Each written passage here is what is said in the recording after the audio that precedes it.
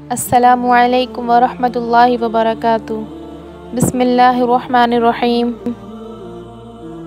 हदीस में आता है कि नबी करीम सल्लल्लाहु अलैहि वसल्लम ने फरमाया, अहद तोड़ने वाले के लिए क़यामत के दिन एक झंडा उठाया जाएगा और पुकार दिया जाएगा कि ये फ़लाँ बिन फ़लाँ की दगाबाजी का निशान है। एक रिवायत में आता है कि नबी करीम सल्लल्लाहु अलैहि वसल्लम से अर्ज़ किया गया, एक शख्स एक जमात से मोहब्बत रखता है लेकिन उससे मिल नहीं सका है। हज़रत सल्लल्लाहु अलैहि वसल्लम ने फरमाया कि इंसान उसके साथ है जिससे वो मोहब्बत रखता है।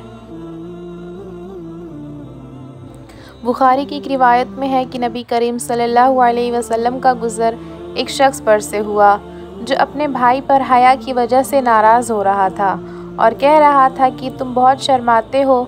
गोया वो कह रहा था कि तुम इस वजह से अपना नुकसान कर लेते हो। हज़रत सल्लल्लाहु अलैहि वसल्लम ने उनसे फरमाया कि उसे छोड़ दो कि हया ईमान में से है। हदीस पाक का मफ़हूम है, एक शख्स ने नबी करीम सल्लल्लाहु अलैहि वसल्लम से अर्ज़ किया कि मुझे आप कोई नसीहत फरमा दीजिए। हज़रत सल्लल्लाहु अलैहि वसल्लम ने फरमाया कि गुस्सा ना हुआ कर। उन्होंने कई मरतबा ये सवाल किया और हज़रत सल्लल्लाहु अलैहि वसल्लम ने फरमाया, गुस्सा ना हुआ कर।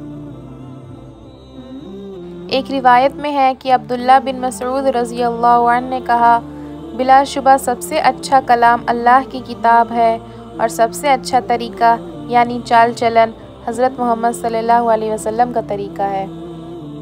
अस्सलामु अलैकुम वरहमतुल्लाहि वबरकातुहू।